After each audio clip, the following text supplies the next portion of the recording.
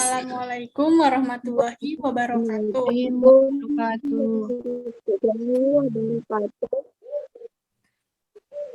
Selamat pagi, semangat pagi untuk kita semua. Semoga kita senantiasa dalam keadaan sehat walafiat.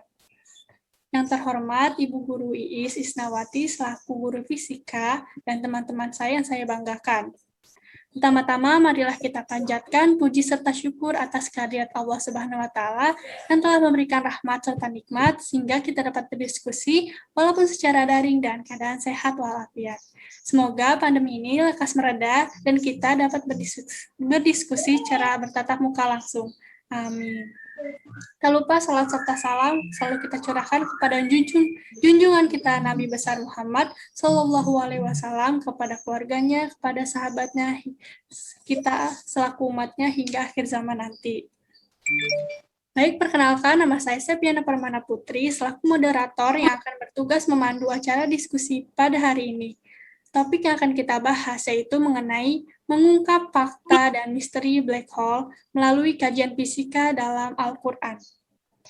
Adapun anggota kelompok 3 yaitu Cahaya Nisrina selaku penulis teks karya ilmiah, Nabila Salwa selaku penyampaian kajian fisika, Riza Dia selaku penyampaian dalil Al-Quran beserta terjemahannya, dan yang terakhir, Nunida Al-Fauzan selaku menjelaskan misteri black hole secara agama.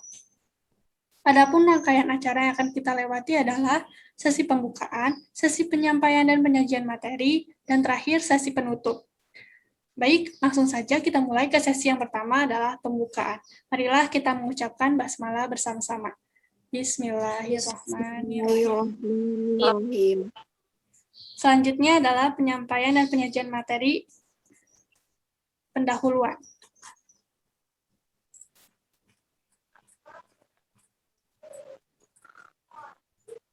Seiring berkembangnya ilmu pengetahuan dalam bidang astronomi di seluruh dunia, banyak para ilmuwan yang sampai sekarang masih meneliti tentang black hole atau lubang hitam.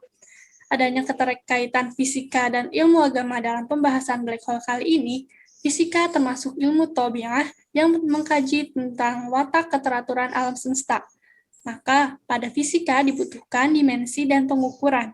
Ilmu fisika pada dasarnya berusaha untuk mengungkap sifat dan kelakuan alam di sekitar kita pada kondisi-kondisi tertentu. Kondisi alam ini secara fisika dapat dipandang sebagai dimensi ruang, waktu, materi, dan energi. Fisika merupakan ilmu alamiah dengan segala metode ilmiahnya berusaha mengungkapkan, merumuskan, memperhitungkan, menyimpulkan segala dimensi atau ukuran atau satuan alam semesta. Sesungguhnya Allah Subhanahu wa Ta'ala menciptakan segala sesuatu dengan ukurannya, menciptakan dan menyempurnakan penciptaannya, menentukan kadar atau keteraturan masing-masingnya. Baik, selanjutnya saya persilahkan Nabila Salwa untuk memaparkan materi pertama. Kepada Nabila Salwa, saya persilahkan. Kajian fisika mengenai black hole. Black hole atau lubang hitam adalah sumber menarik dan spekulasi yang tak berujung, dianggap memegang rahasia alam semesta hingga kunci perjalanan melintasi waktu. Ia juga kadang dianggap mempunyai reputasi horor, disebut sebagai pemicu kiamat. Lubang hitam merupakan sebuah pemusatan massa yang cukup besar sehingga menghasilkan gaya gravitasi yang sangat besar.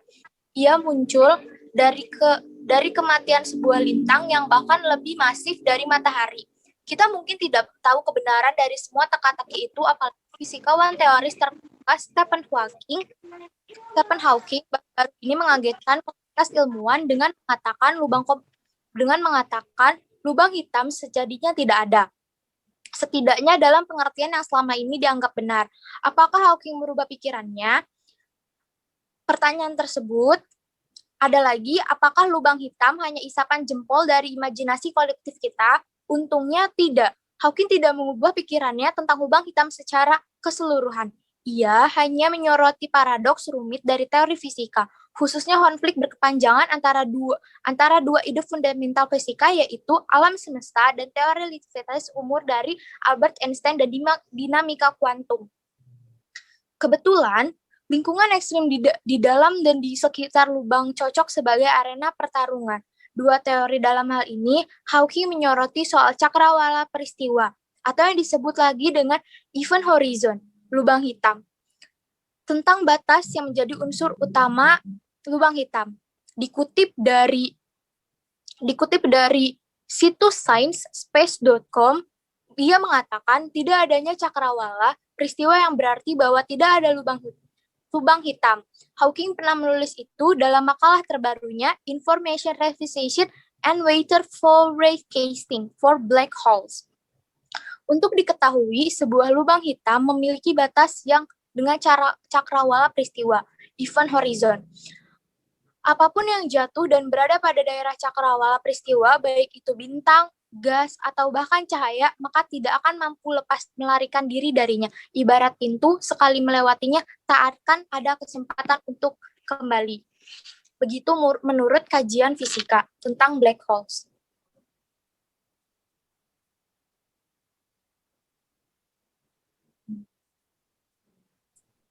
Lalu terima kasih kepada Nabila Salwa yang telah memaparkan materi pertama. Selanjutnya, kepada Riza Dias selaku penyampaian dalil Al-Quran serta terjemahannya. Dikarenakan Riza Dias tidak bisa hadir pada diskusi kali ini, maka akan diwakili oleh Nunida Al-Fauzan beserta menyampaikan materi black hole secara agama. Kepada Nunida, kami persilahkan. Kajian Al-Quran mengenai black holes. Banyak fenomena jagat raya dan benda-benda luar angkasa seperti matahari, galaksi, planet, dan sebagainya disebutkan dalam Al-Quran. Sebelum mengklaim adanya fenomena black hole dalam Al-Quran, mari kita perhatikan ayat yang paling dekat untuk dikaji, yaitu firman Allah Subhanahu wa Ta'ala. Allah Subhanahu wa Ta'ala berfirman dalam Quran surat At-Takwir ayat 15 dan ayat 16. Bismillahirrahmanirrahim. Fala uqsimu bil hunnas al jawaril kunnas, yang artinya aku bersumpah demi bintang-bintang yang beredar dan terbenam. Dan Quran surat Al-Isra ayat 44. Bismillahirrahmanirrahim. Tusabbihu lahus samawatu sab'u wal ardu wa ma fihinna wa in min syai'in illa yusabbihu bihamdihi walakin la tafqahuna tasbihahum innahu kana haliman ghafura, yang artinya langit yang 7, bumi dan semua yang ada di dalamnya bertasbih kepada Allah, dan tidak ada suatu pun melainkan bertasbih dengan memujinya. Tetapi kamu sekalian tidak mengerti tasbih mereka. Sesungguhnya Dia adalah Maha Penyantun lagi Maha Pengampun. Teori yang mungkin logis mengenai lubang hitam adalah lubang hitam terdiri dari kumpulan bintang masif yang meledak sebagai supernova, sehingga menyisakan ini yang masanya lebih kurang 3 kali lipat dengan massa matahari. Hal ini terjadi ketika bintang yang sekarat kehilangan energinya, bintang tersebut akan mengerut secara dramatis, kemudian menyebabkan tarikan gravitasi yang luar biasa terhadap permukaan, sehingga akan menyebabkan apapun yang berada di dekatnya akan dihisapnya.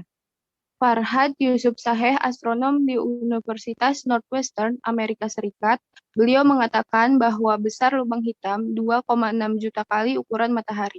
Kemudian menurutnya, lubang hitam adalah jangkar gravitasi yang membuat seluruh benda di alam semesta ini, termasuk matahari, berputar pada porosnya.